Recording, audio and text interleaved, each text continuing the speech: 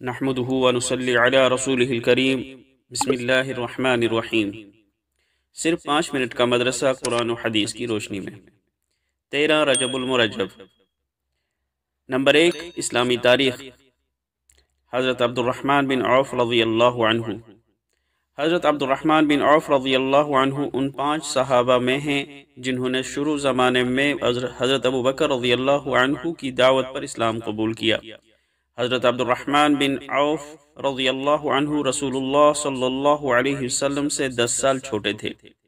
30 سال کی عمر میں اسلام قبول کیا۔ انہوں نے حبشہ اور مدینہ دونوں کی ہجرت کی۔ غزوہ بدر و احد اور تمام غزوات میں رسول اللہ صلی اللہ علیہ وسلم کے ساتھ شریک رہے۔ آپ کا شمار بھی ان 10 صحابہ میں ہوتا ہے جن کو نبی کریم صلی اللہ علیہ وسلم نے دنیا ہی میں جنت کی خوشخبری سنائی تھی۔ جب وہ ہجرت کر کے مدینہ آئے تھے تو ان کے پاس کچھ بھی نہ تھا۔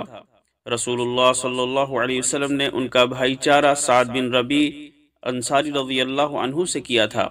انہوں نے مالی تعاون کی پیشکش کی تو حضرت عبد الرحمن بن عوف رضی اللہ عنہ نے انکار کر دیا اور مدینہ میں تجارت شروع کر دی، جس کی برکت سے آپ کا شمار مدینہ کے امیر ترین لوگوں میں ہونے لگا۔ حضرت عبد الرحمن رضی اللہ عنہ کثرت سے اللہ کے راستے میں مال خرچ کرتے تھے۔ کبھی آپ نے اپنے مال کا آدھا حصہ خرچ کیا تو کبھی 40,000 دینار خرچ کیے اور کبھی 500 گھوڑے مع ساز و سامان اللہ کے راستے میں دیے۔ آپ نے 30 غلام ایک ہی وقت میں آزاد کیے۔ آپ کی وفات مدینہ منورہ میں 31 ہجری کو 75 سال کی عمر میں ہوئی۔ نمبر 2، اللہ کی قدرت۔ ناسمجھ بچے سے عقل مند انسان تک۔ عقل اللہ تعالیٰ کی دی ہوئی بہت بڑی نعمت ہے۔ بچہ جب پیدا ہوتا ہے اسے کسی بھی چیز کو سمجھنے بوجھنے کی بالکل صلاحیت نہیں ہوتی۔ اس کے سامنے آگ اور پانی، سانپ اور رسی سب برابر ہوتے ہیں۔ اسے نہ تو اپنا سطر ڈھانکنے کا ہوش رہتا ہے، نہ سردی گرمی سے بچنے کی سمجھ ہوتی ہے۔ لیکن اللہ تعالیٰ اسی کمزور اور نادان بچے کو دھیرے دھیرے بڑھاتے ہیں اور عقل و شعور کی دولت عطا کرتے ہیں، یہاں تک کہ وہ ہر چیز کو سمجھنے لگتا ہے۔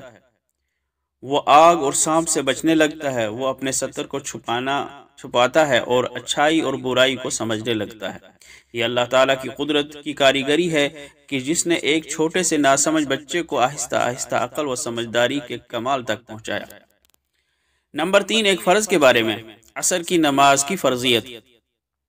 ایک مرتبہ رسول اللہ صلی اللہ علیہ وسلم نے عصر کی نماز پڑھائی اور پھر لوگوں کی طرف متوجہ ہو کر فرمایا، یہ نماز تم سے پہلے والے لوگوں پر بھی فرض کی گئی تھی مگر انہوں نے اس کو ضائع کر دیا، لہذا سنو، جو اس کو پابندی سے پڑھتا رہے گا اس کو دوہرا ثواب ملے گا۔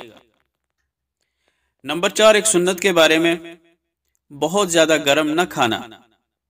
حضرت جابر رضی اللہ عنہ سے روایت ہے کہ رسول اللہ صلی اللہ علیہ وسلم نے ارشاد فرمایا، گرم کھانے کو ٹھنڈا کر دیا کرو کیونکہ گرم کھانے میں برکت نہیں ہوتی۔ نمبر 5، ایک اہم عمل کی فضیلت۔ مسلمان کی ضرورت پوری کرنا۔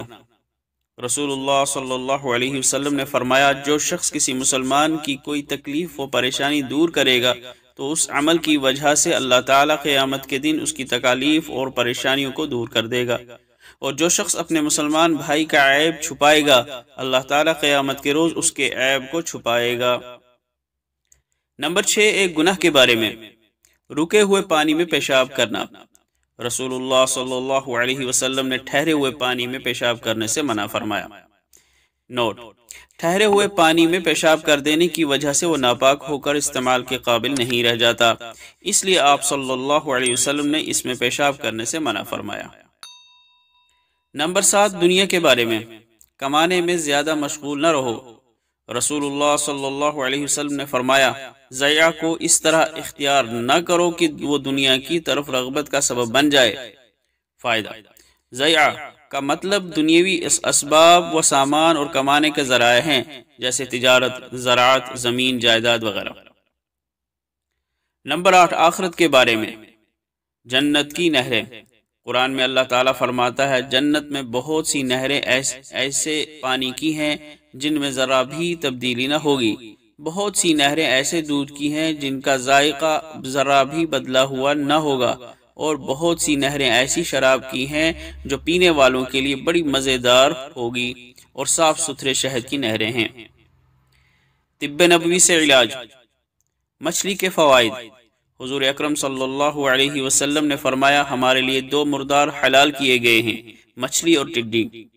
فائدہ: مچھلیاں بدن کو شادابی عطا کرتی ہیں اور بالخصوص گرم مزاج لوگوں کی اس سے اصلاح ہوتی ہے۔ نمبر 10، قرآن کی نصیحت۔ عورتوں کے ساتھ اچھا سلوک کرو۔